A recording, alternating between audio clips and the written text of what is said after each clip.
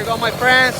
We find the pressure was below 25 right now.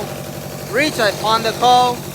He find why is the engine is low pressure. The low pressure right now is about 45 and let me see, you can see better.